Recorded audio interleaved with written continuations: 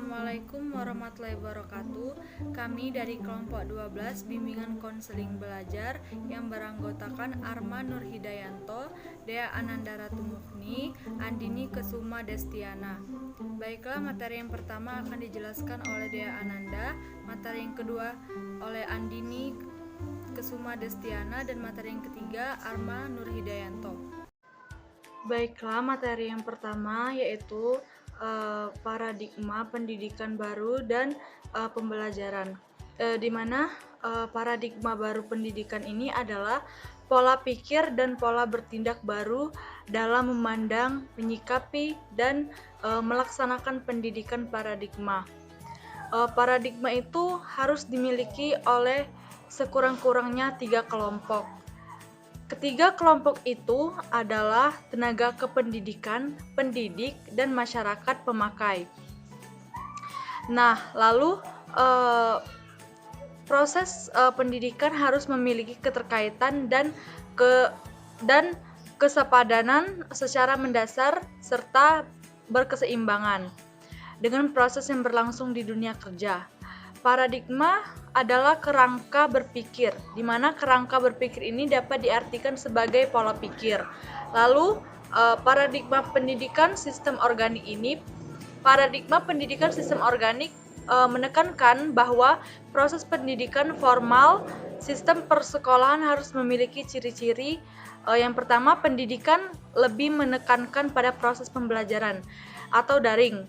Lalu yang kedua, pendidikan organisasi dalam suatu struktur yang fleksibel. Dan yang ketiga, pendidikan memperlakukan peserta didik sebagai individu yang memiliki karakteristik khusus dan mandiri. Dan yang keempat, pendidikan merupakan proses yang berkesinambungan dan senantiasa berinteraksi dengan lingkungan. Baiklah, di sini saya akan menjelaskan konsep dasar belajar. Konsep dasar belajar merupakan kegiatan yang berproses dalam memakai unsur yang sangat fundamental dalam penyelenggaraan setiap jenis dan jenjang pendidikan. Hasil belajar adalah perubahan tingkah laku. Ciri-ciri hasil belajar adalah sebagai berikut. Yang pertama, hasil belajar memiliki kapasitas berupa pengetahuan, kebiasaan, keterampilan sikap, dan cita-cita. Yang kedua, memiliki dampak pengajaran dan pengiring. Yang ketiga, adanya perubahan mental, tingkah laku, dan jasmani. Perubahan tingkah laku sebagai hasil belajar mempunyai ciri-ciri. Yang pertama, perubahan yang disadari. Artinya, individu yang melakukan proses pembelajaran menyadari bahwa pengetahuan, keterampilannya telah bertambah, lebih percaya diri, dan sebagainya. Yang kedua, perubahan yang bersifat kontinu, berkesinambungan, artinya suatu perubahan yang telah terjadi menyebabkan terjadinya perubahan tingkah laku yang lain. Misalnya, seorang anak yang telah belajar membaca, ia akan berubah tingkah lakunya dari tidak bisa membaca menjadi bisa membaca, dan kecakapannya dalam membaca menyebabkan ia dapat membaca lebih baik lagi dan belajar yang lain sehingga dapat memperoleh perubahan tingkah laku hasil pembelajaran yang lebih banyak dan luas. Yang ketiga, perubahan yang bersifat fungsional, artinya perubahan yang telah diperoleh sebagai hasil pembelajaran memberikan manfaat bagi individu yang bersangkutan. Misalnya, kecakapan dalam berbahasa Inggris memberikan manfaat untuk belajar hal-hal yang lebih luas. Yang keempat, adanya perubahan positif. Artinya terjadi adanya penambahan perubahan dalam individu. Perubahan yang diperoleh itu senantiasa bertambah sehingga berbeda dengan keadaan sebelumnya. Orang yang telah belajar akan merasakan sesuatu yang lebih luas dalam dirinya.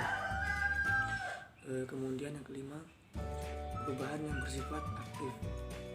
Artinya perubahan itu tidak terjadi dengan sendirinya. akan tetapi melalui aktivitas individu. Misalnya jika seseorang anak sampai pada usia tertentu, dengan sendirinya dapat berjalan meskipun dia belum belajar. Yang keenam, perubahan yang bersifat permanen atau menetap. Artinya perubahan yang terjadi sebagai hasil pembelajaran akan berada secara kekal dalam diri individu, setidak-tidaknya untuk masa tertentu. Misalnya kemahiran menulis merupakan perubahan hasil pembelajaran karena bersifat menetap dan berkembang terus. Kemudian yang ketujuh, perubahan yang bertujuan dan terarah.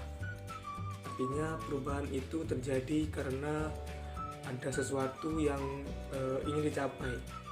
Dalam proses pembelajaran, semua aktivitas terarah kepada pencapaian suatu tertentu atau kepada tujuan tertentu yang diharapkan.